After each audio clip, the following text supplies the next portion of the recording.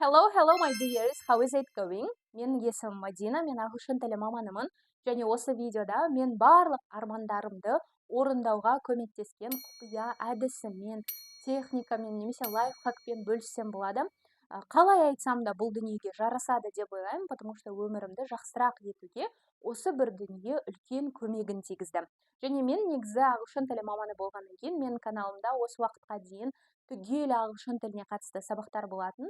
Қазіргі таңда мен бүкіл, яғни өміріме қатысты тақырыптармен де бөлісемін деп шештім. Сондықтан сіздерден үлкен қолдау күтемін. Дәл қазір мен енді тісімді жасатып жүрмін. Сондықтан мына жақта екі коронкадан кішкене биік болып тұр да, сондықтан кішкене сақаулануым мүмкін. Алдын ала кешірім сұраймын, бірақ бұл видео сіздерге пайдалы болады деп ойлаймын, себебі жалпы армандардың орындалуына байланысты айтуға менің құқығым бар деп ойлаймын, потому что 5 елде саяхатта болдым, 25 жасқа дейін үй алып, машина алып, осындай жас семьяға арналған бүкіл армандарымызды орындап жүрміз. Сондықтан дайын болсаңыздар, кеттік. Жалпы менің ең бірінші орындалған арманым ол жолдасыммен бірге шетелге шығу. 2021 жылы ең алғаш рет жолдасым екеуміз Стамбул қаласында болдық. Жалпы бұл арманды орындаған кезде мен қазір анализ жасап айта аламын да, неге бұл армандардың барлығы орындады, қалай біз тез үй алдық, қалай біз тез саяхатқа шыға бастадық, қалай біз тез машина алдық деген нәрселерді. Оказывается, осы бір дүние маған көмектескен екен. Ең біріншісіне тоқталайын, жалпы Стамбулға барған кездегі бұл арман қалай орындалды, қалай біз қандай әрекеттер арқылы бұл арман бізге жақындады және тезірек орындалды. Жалпы кез келген арманды орындаған кезде нақтылық қажет екен, және сен оған примерно қанша теңге кететінін нақты білуің керек. Қазіргі таңда мен мысалы кейбір адамдармен сөйлескен кезде Меккеге бару туралы айтады, немесе шетелге шығу, үй алу туралы айтады да, бірақ мен айтамын, примерно қанша теңге тұрады ол десем, білмеймін енді, ақша болған кезде көреміз да деп әшейін жинауы мүмкін, иә. Бірақ менің ойымша арман, ақша именно ол запросқа келеді. Яғни біз мысалы Стамбулға бірінші рет баруды жоспарлаған кезде ең бірінші біздің жасаған дүниеміз ол туроператорлардың барлығына жазып тастадық. Яғни мен 23 жасымда тұрмысқа шықтым. Ол кезде университетте сабақ беремін ағылшын тілінен. Жолдасым бизнеспен айналысады. Біздің бір асып-тасып жатқан ақшамыз жоқ. Типа Каспийден енді қазір оңай ғой, мүмкін билет алу 2021 жыл ондай оңай болған жоқ. Мүмкін біз үшін, біздің кругозорымыз ол кезде ондай қатты кең болмады. Сөйтіп Стамбулға бару біз үшін ойбай өте биік нәрсе болып көрінді.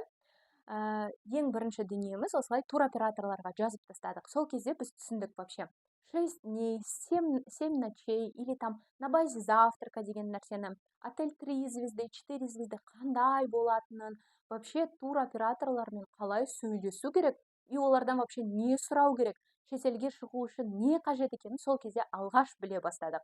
Мысалы, сіз өмір бойы шетелге шыққыңыз келіп жүруі мүмкін да, бірақ оған қанша ақша теңге кететінін білмей де кетуіңіз мүмкін, 10 жылдап. Ал именно осылай туроператорлардың барлығына жазып тастағаннан кейін біз примерно сумманы түсіндік. Бізге примерно осындай ақша қажет екен деп. Енді ақшаны қырып таппағаннан кейін жоспарладық. Примерно давай біз жолдасым екеуміз келістік, ол біздің семьяны полностью асырайды, мен өзімнің полностью айлығымды жинаймын деп. Солай біз бір жарты жыл көлемінде жинап шетелге шықтық. То есть ең бірінші нәрсе айтқым келетіні бұл нақтылық, яғни қанша ақша кететінін нақты білу. Екінші әрекет ету, соған байланысты жұмыс жасау, жоспарлау, финансты. Үшінші нәрсе, біз сол арманмен всегда өмір сүрдік. То есть Стамбулға барамыз деп шешім қабылдадық, ол елді уже таңдап қойғаннан кейін, ол жақта қандай достопримечательностьтар бар, валютасы қандай отель таңдағанымыз дұрыс, қай жерлерге барамыз, ол жақтан экскурсияны жалдаймыз ба, либо өзіміз барып аралаймыз ба, қандай экскурсиялар бар, басқа қалаларына барамыз ба деген сияқты. Яғни жарты жыл бойы біздің әңгімеміз осы Стамбул туралы болатын.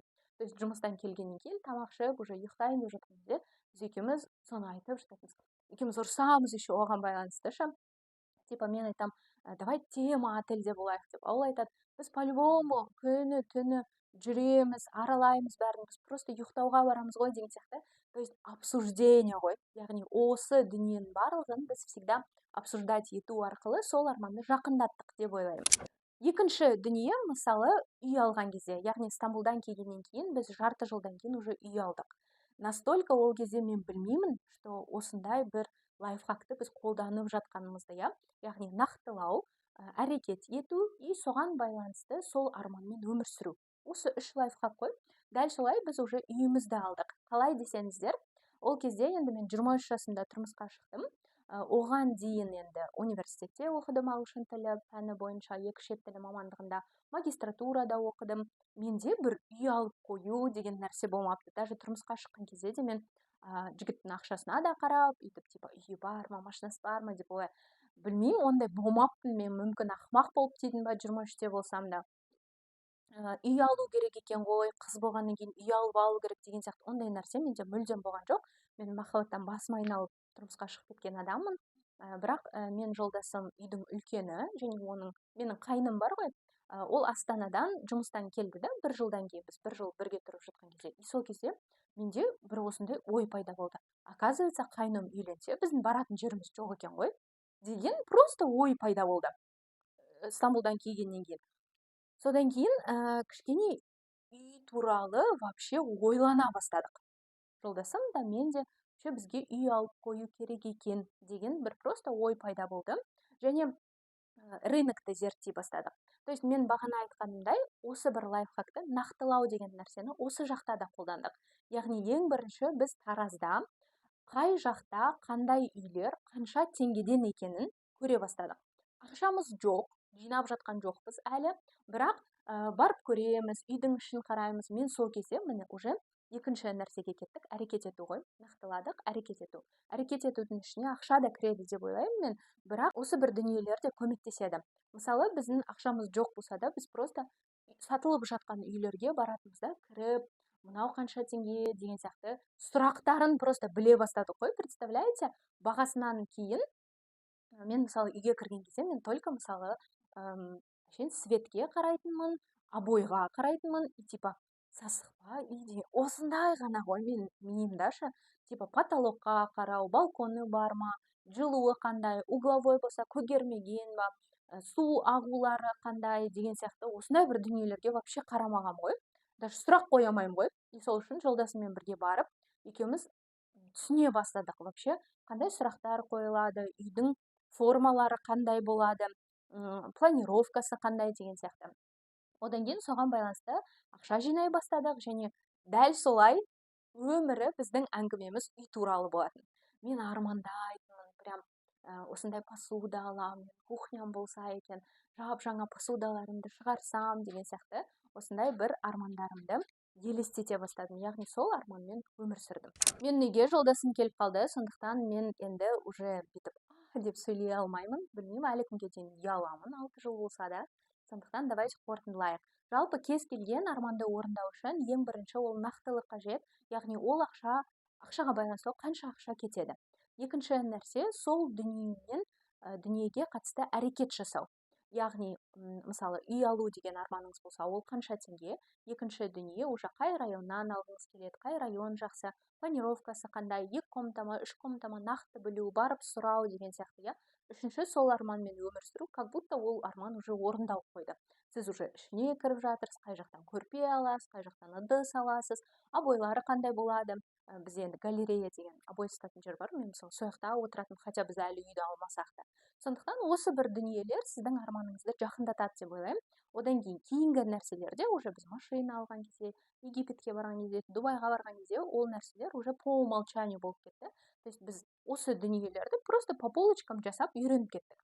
Сондықтан осы бір дүние сіздерге де көмектессе, сіздердің де армандарыңызды орындауға белгілі бір кішкентай болса да септігін тигізсе, мен өте қуанышты боламын. Армандарыңыз орындалып жатса, міндетті түрде осы комментарийдің астына жазып қойыңыздар, және сіздерден қолдау күтемін. Лайк басып, комментарий жазуды ұмытпаңыздар, және мен инстаграм страницама тіркеле аласыз. Барлықтарыңызға рахмет and goodbye.